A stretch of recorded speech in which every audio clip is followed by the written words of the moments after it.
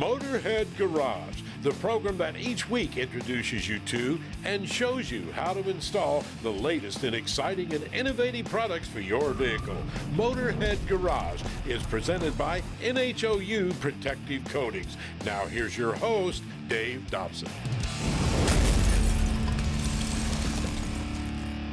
Thank you for tuning in to another edition of Motorhead Garage presented by NHOU Protective Coatings. You know, if you've got a performance vehicle up in space, under the sea, or on terra firma, you probably have a rod end in it, and if you don't, you probably should. Now, Bob, you are the man behind Rod End Supply. Tell me who's using rod ends. Well, a lot of the rod ends, of course, are used in racing components of all different types and all different types of race cars. Which is why you're here on Motorhead Garage. Which is why we're here on Motorhead Garage. And also, too, they're used in industrial equipment, farm equipment, lawn and garden. There's multitudes of uses for rod ends. Basically, a rod end is used so the unit itself, whatever you're attaching the rod end to, has more movement, like on a suspension part. It helps the vehicle hook up better on the track, makes it ride better if you've got a street car. So there's numerous things that the rod end lends itself to. Why is it so important to have a rod end instead of some other connector? What they do is they allow the suspension to move freely, but yet it's not sloppy where it lets a wheel move one way or the other. It keeps it in the suspension arc of where it should be. And that is the biggest reason. Ball joints, which are typical on most of your street cars, they have a tendency to wear, and they kind of let things move around a little bit more. And a lot of times they don't have as much movement, or you can't get as much suspension articulation with a ball joint as you can with the rod end. I gotcha. You brought a bunch of different rod ends and different parts and pieces here. So let's talk about some of the different applications and what you brought along. There's lots and lots of varieties of vehicles.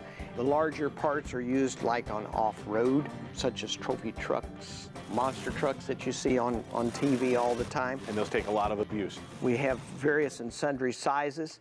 The largest has a 1-inch hole with an 1.25 inch thread. And then we go all the way down to the smallest, which we make for Disney. And this part's got a 540 thread with a 440 hole in it, so it's very small. And what would that be used for? Normally used in the animatronics, where you see the figures, their eyes move and their ears move. We have bushed ends as well. This one was made for the Jeep industry. It's used on other vehicles as well. And then a lot of the street rod industry, muscle car industry, uses these particular joints. And once again, it's a bushed end. Ours has a stainless steel sleeve instead of just a plated or a non-plated steel that normally rusts. The body itself is forged, so it's very strong. Then this is a 95 durometer poly bushing. So it allows it a little bit of movement. And not as much freedom of movement. That's where you just need one axis. And one axis, for that. Correct, yes. And then we make other components to go with it. We have these high misalignment spacers that go into the uniballs. They also go into the rod ends, and that allows for more articulation for the joint itself. We also make what we call uniball cups, and these pieces are put in there. These you use in suspension components like making A-arms and that type of thing for the front end of a vehicle. And then you use these instead of a ball joint, which you find on a standard automotive car. As well as having the rod ends, which are threaded, we also have other parts that we manufacture and sell, and these are tubes or connectors. They're commonly referred to as radius rods. We have them in aluminum and steel.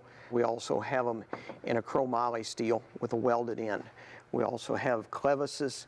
We have adjusters. These adjusters are used a lot in the drag industry and the muscle car industry as well.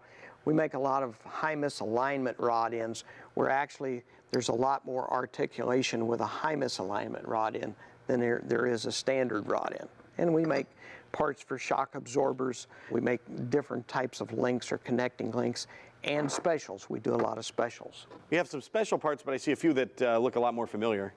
What do you have over there? Yeah. This is our injection molded race rod end that we're basically noted for. This has our red material that we developed called nylofiber. And basically that's a combination of Teflon, fiberglass, and nylon.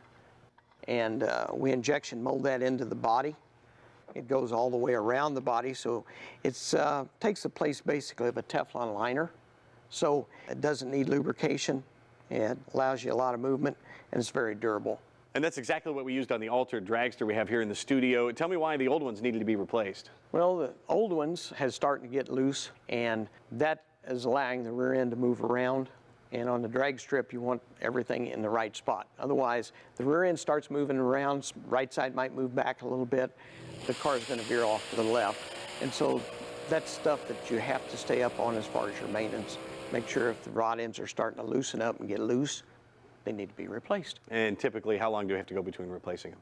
Depends on the car, depends on how much they hook up, how much horsepower they have. But you should check them probably at least every 2 to 3 weeks just to make sure.